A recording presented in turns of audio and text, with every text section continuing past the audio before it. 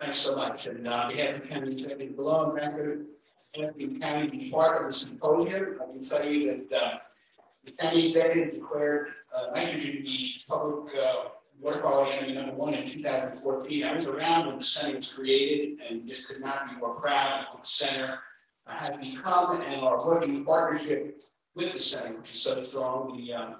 The county, you may be aware, provided the site for the center to create a test facility at our former Sewer District 10 site on Parsons Drive. And you'll hear a little bit later today about the epidemiological work they've been doing, tracking viruses in wastewater, and our Department of Health Services has been instrumental in facilitating that work as well. One of the reasons that we've been successful is we have one of the most sophisticated local health departments in the entire nation, with less than professional staff that surpasses what other counties in this state, most of this nation have. Under the leadership of Walter Whittier, two members of the staff with us today, Jennifer Freese and Julie Perillo, if you want to acknowledge them. I'll try to move through these slides. We've heard a lot about the problem this morning. I just want to make sure that you take away that you have from today's sessions that there is a plan in Suffolk County to address this problem once and for all, if you have the courage to implement it. So this is, I just want to use this slide that we show a lot of folks that this is not a new problem. The fact it's septic system is a threat to water quality, not new. These news clips are from the local newspaper news data that date back to the late 60s and early 70s. The fact that most of Suffolk County without sewers was red flagged early on and something that can lead to water quality problems. This slide shows just the extent of the problem. We've talked about it already today. We advise people we have 380,000 of these systems that really do nothing to treat wastewater throughout most of Suffolk County. We're on track to deal with that problem once and for all. The reason it's important, obviously, a lot of people on a very small area, 1.5 million people. That's Suffolk County, not Long Island. We have a vulnerable sole source aquifer from which we derive our drinking water supply. We're surrounded by surface water that makes our community special, and unfortunately, as a result of excess nutrients, all three of the estuary systems that surround us are considered impaired. An example of some of the impacts that we see. Chris has been doing important work on algal blooms. You can see that visual. Or wetland disintegrating, and we're seeing increasing frequency of fish kills, which can be the result of natural causes, but they're also attributed in part to excess nutrients. On the side of our economy, the lack of sewers has created stagnant downtowns, water dust stores. We can't allow uses in the areas that don't have sewers. It's an issue that we're trying to deal with. Over the past 6 or 7 years, we've made steady progress toward the long-term plan. IBA assigned a team of experts when the counties accepted into the Smart Cities Challenge program in 2014. Came in and said, you can't afford not to address this problem. You need a long-term wastewater infrastructure plan in your county, and you need to do something about it. We followed that up with the issues of Suffolk County Management Plan in 2015. New York State invested in the Long Island Nitrogen Action Plan in 2016, and I just want to say that, like the center, nothing that Suffolk County is doing right now on water quality would be possible if not for the strong financial support we receive from the state of New York. The governor, straight on down through the Senate and Senate, we could not be more grateful to Governor Hochul and some of the new people legislators. So it all came to a head with the establishment of the first long-term wastewater infrastructure plan the county has ever had to establish a science-based parcel-specific roadmap to upgrade 380,000 systems. This quote from Dr. Gobler, when he provided it to us when we released the plan, and we considered the validating quote. Dr. Gobler is a respected scientist throughout Eastern Suffolk County. This plan delineated more than 190 individual watersheds and established nitrogen load reduction targets for each of them. It's a science-based plan. It calls for the investment of $4 billion over 50 years in new wastewater infrastructure, the establishment of a countywide wastewater management district to manage the program, the creation of a stable recurring revenue stream to make upgrades of wastewater infrastructure affordable for homeowners. If it's not affordable in each of your homeowners, it never work. does call for use of sewers in some instances, but the rest of Suffolk County sewers are not a viable solution. We'll talk about that in a little bit. And the plan is strongly supported by organized labor, building trades, and the environmental community. It's ambitious. It calls for the upgrade of 172,000 parcels over the 30-year period beginning in 2024. And the next year will tell whether or not we're going to be on track to making pulling the trigger on phase 2. And it relies on a combination of sewage, we'll talk about that in a little bit, innovative alternative systems, which we've been talking about this morning, the idea of a neighborhood cluster system, a small plant that can serve multiple parcels. We're looking for an opportunity to land one of those. We get into the weeds on one after another and have to find a viable example. We're working on it. We are doing some sewer projects.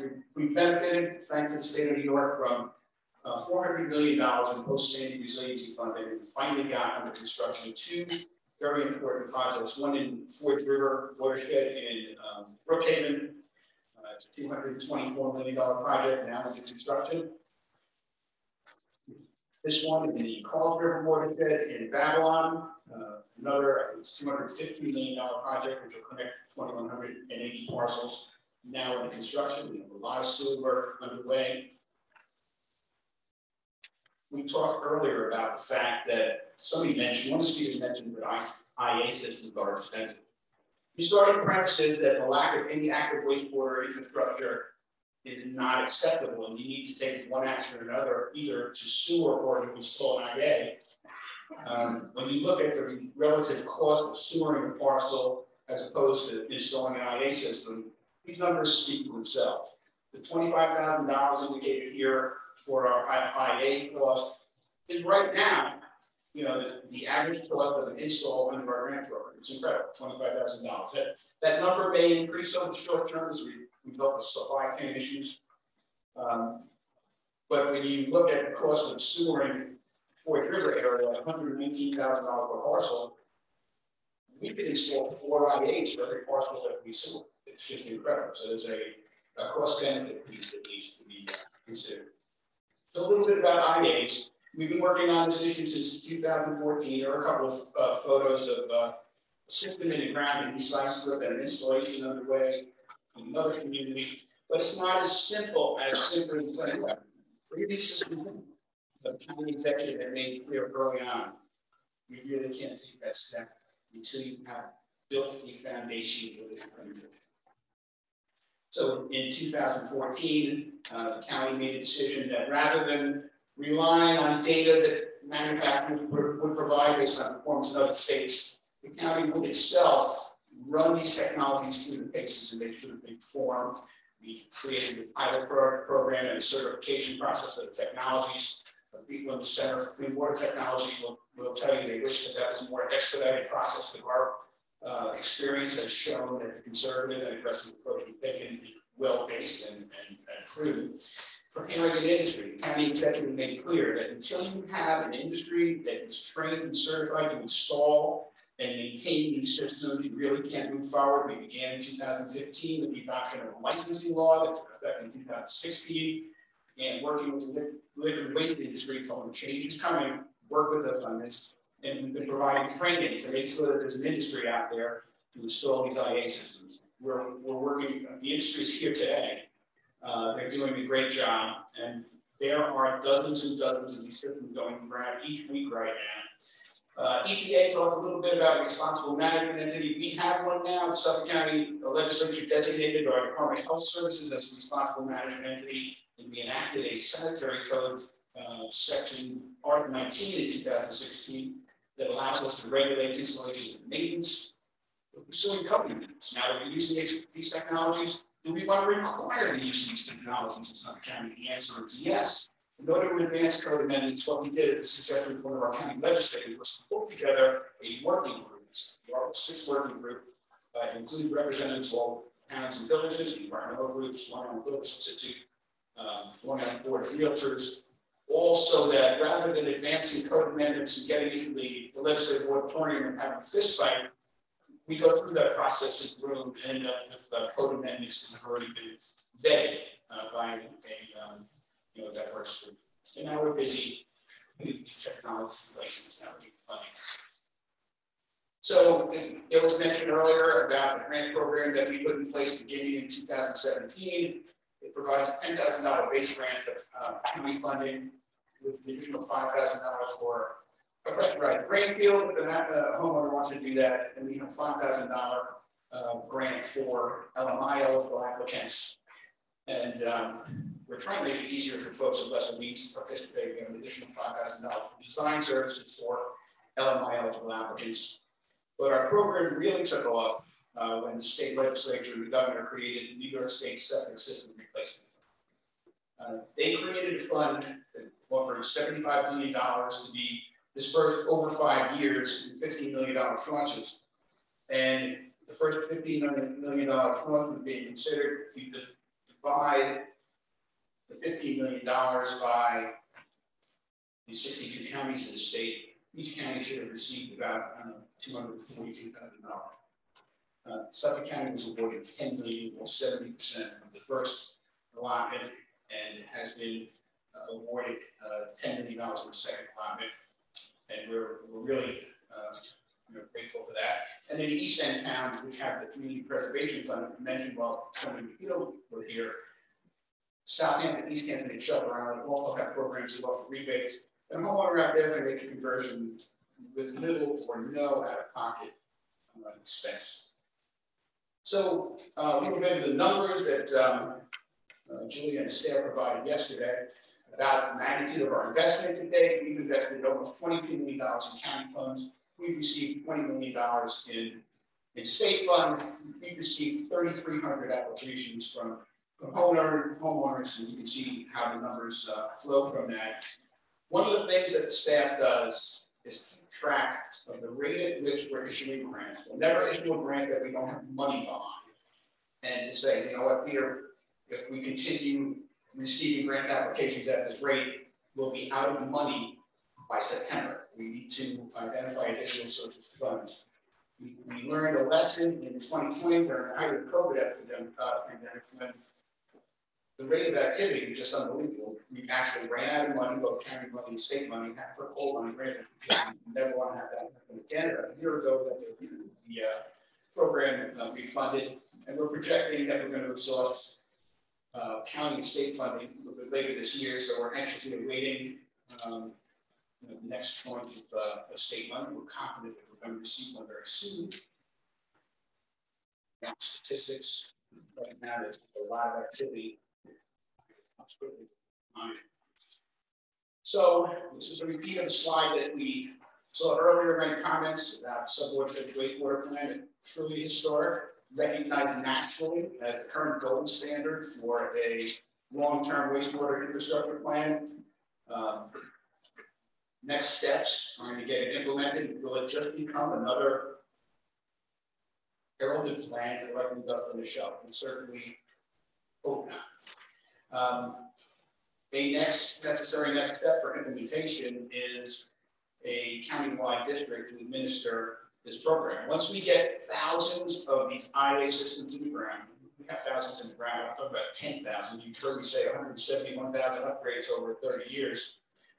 We need to make sure that those systems are maintained and functioning. We have learned a lot from states in the Northeast. One state in particular didn't really attend to the need to make sure that O&M is performed, and we know based on their experience that the systems do not maintain will not perform. And so to administer an O&M and grant administration process and consolidate our existing sewer districts and address the problem we have with rate structure there, we need to create this county-wide district. It's been repeatedly recommended. And the Long Island Nitrogen Action Plan management team, DEC and Long Island Regional Planning Council, funded a feasibility study and implementation plan report for the establishment of the county-wide district. The county creates special districts for wastewater pursuant to sections of state law. In order for the county to enact a local law necessary to put this question of the establishment of the district on the ballot, which is the intention. We need authority from the state to do that. Earlier this year, the governor included language in her budget entitled the Suffolk County Water Quality Restoration Act, which would allow us to take next steps to implement the sub-watershed wastewater plan by putting a measure on a ballot and asking voters to decide if we should create a district and a state-owned recurring revenue stream to make the upgrades affordable. And that language by the governor was strongly supported by organized labor, building trades, and environmental community. It did not survive the budget process, but we're anxious to continue our efforts to see it advance in 2023. And the money piece of it, real briefly, in order to make upgrades affordable for homeowners, you have to fund it. It's a challenging issue, but people in other states have figured it out. One of the potential approaches recommended in the feasibility study was modeling a water quality restoration fund after the state of Maryland Bay Restoration Fund. They've had it in place since 2004 to address water qualities in Chesapeake. They're currently charging individual parcels $5 per month or $60 a year. And in Suffolk County, if we implemented that type of water quality restoration fund fee, projected to generate about $42 million a year, which is less than we need really to implement the plan, but a good starting point. We have broad-based support from leaders across the region for a proposal to create the district and fund. It's unusual when you have organized labor, the building trades, and the environmental community, including Citizens Campaign for the Environment, all nodding yes on something, but they all agree. We have no choice but to implement this long-term plan to protect water quality and the tourism economy that we something mentioned, which is so important to us. You can't invite people to your region to get in the water when the beaches are closed or discolored. And final thought, our goal in the near term is to establish this district and to find a way to advance the state recurring revenue stream to make the implementation of the sub-watershed wastewater plan possible. And with that, I'll close and thank the center again for their outstanding work. It's very exciting, the work that Chris and his staff are doing. It's a pleasure to be with you folks today.